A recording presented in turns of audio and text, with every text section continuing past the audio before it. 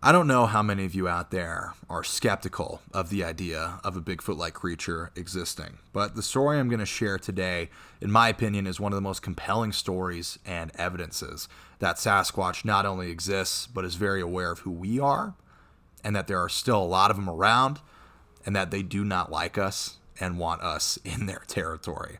I say this as the background footage is me wandering around the woods, but hey, whatever. Let's get into the story.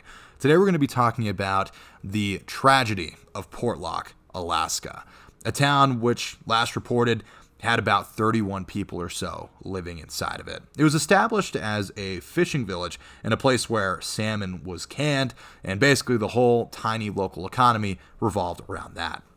It had a post office and not really much else. Portlock was first established by British Captain Nathaniel Portlock, and white men had lived on and off in that area, as far as anyone can tell, for decades afterwards. However, the lore of Sasquatch in this area far predates the white men. Native Americans in the area described a beast that they called the Natinak, I believe, is how it's pronounced, translating to half man, half beast. If you know even a little bit about Bigfoot, you're probably well aware that just about every native culture in America has a name for such a creature. Anyway, at first, Portlock seemed perfectly safe, and any warnings from the natives were, as always, disregarded as just myth and fairy tale. However, as early as 1905, Portlock started having strange incidents. The first thing that would happen is that workers would not come into work and they would suddenly move. Not due to any poor conditions or anything like that, at least as far as was reported, but they were terrified of the strange things that they saw lurking in the tree line. It terrified them enough that they decided to actually move. The bodies, however, started piling in 1920. A man named Albert Petka, who was just hunting, I believe it was Dall sheep out in the woods with his dog, was just running around the woods when what he described as an enormous, massive, hairy creature materialized from the trees and started beating him to a pulp. However, when his dog started barking, the animal jumped up and ran away. He later succumbed to his wounds, but not before returning to the village and telling everyone what had happened. The Native Americans at the time, obviously, said that the Natinak had returned to the area and they were here to stay. People in the 1920s reported off and on hearing loud noises, whistles, and even shadows in the tree line. There are unconfirmed reports of more people going missing at this time. However, it wasn't until the 1930s that we get our next confirmed kill by the Bigfoot. A logger named Andrew Cummock went off to his work site as usual, however, was later found dead pretty far away from his work site. The cause of death was a piece of logging equipment that was picked up and bashed against his skull, caving it in completely. What's weird is that the murder weapon, so to speak, was left at the work site. However, the body was dragged a significant distance away, at least as far as the records I've seen can tell. So, what exactly happened, who picked that up and killed him, I think I'll leave that to you to conclude there.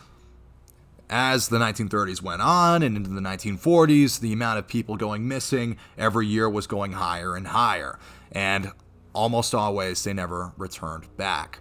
There was one time that a missing persons party was looking for a hunter.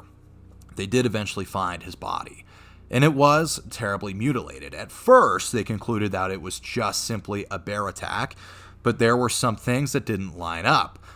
Bear maulings and mutilations, there's usually a pattern there to follow that's pretty consistent. The scratches, what they target, why they do it, etc. And this hunter, the way he was mauled, was not consistent with a simple bear attack.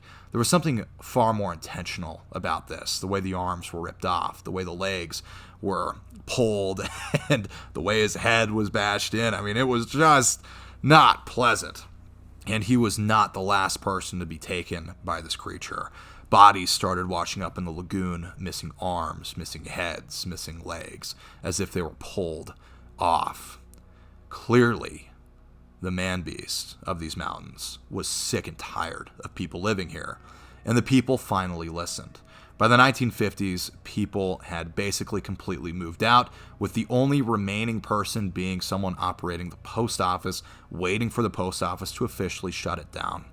While he lived in Portlock alone, he reported very often hearing howling, having rocks thrown at the post office, and seeing these giant figures in the tree line watching him the entire time. He thanked God when that post office finally shut down and he was able to leave. To this day, no one lives in Portlock, and Portlock has remained completely abandoned, and most of the buildings are completely demolished. As far as I can tell, there's only one building left. So let's go over some of the responses that you might expect from a skeptic. First, bear attacks. Obviously, this is just a bunch of bear attacks. Few problems with that. One is that if people actually took this seriously, this would have been investigated. What is going on with this population of bears? What are they eating? What are they doing? That is making it so that they're killing all of these people, right? This is something that would have been more seriously investigated if people seriously believed it, instead of using it as a cop-out. Another explanation is that, it's some kind of serial killer in the woods. Again, if people actually believed that, if that was actually a serious problem that was happening, it would have been investigated. But I don't think anyone who puts out these excuses for what was happening, I don't think anyone actually believes these. I think these are just excuses so that we don't have to confront the idea that there is a very strong chance that an Ice Age leftover exists out there. And it's watching us, and it's very well aware of who we are. And in this case, it very much didn't like us. Let's not forget, Portlock, Alaska is still uninhabited. People literally left their homes, their jobs, their careers, their church, all of it. They left all of it behind. Would they do that over something that wasn't really happening? Would they do that over something that wasn't literally true? Over something that was just made up in their heads? Over mass hysteria? No.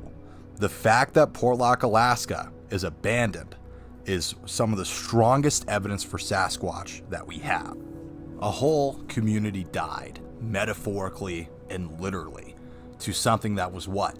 A figment of their imaginations? I don't think so. I think that is way more insane of a thing to say than to say that Sasquatch exists. So what do we, as people who explore the wilderness and enjoy nature, what do we do with this information, right? Because I'm assuming if you're watching this video, you probably aren't too opposed to the idea that Sasquatch exists, right? Well, first of all, I think we should acknowledge that this was probably an extremely violent population of Sasquatches.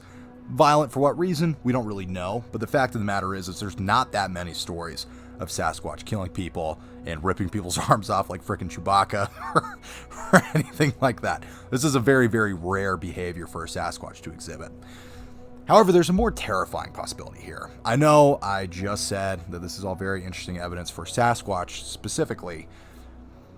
There is a non-0% chance that we're talking about a creature that might not be related to the Bigfoot of Patterson-Gimlin, that might not be related to the Sasquatch of the Ape Canyon incident. We could be talking about a distant subspecies of Bigfoot, maybe a completely different cryptid altogether.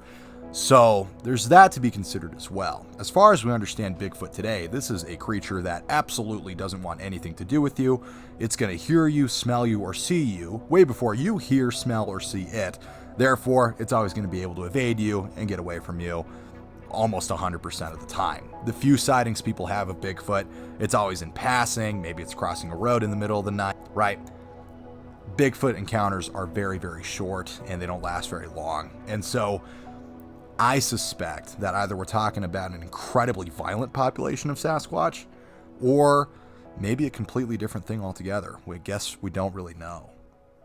So here's the deal, guys. If you want to see some content in Portlock, Alaska itself, if you want to see some armed expeditions coming out of Portlock, Alaska, there's 3 things I need you to do.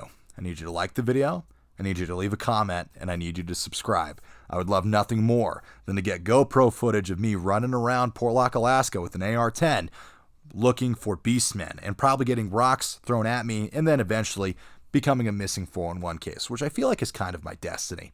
Anyway, guys, have a wonderful day. I love you all. Please leave a comment. I love interacting with you guys down there. Take it easy and stay safe. Bye-bye.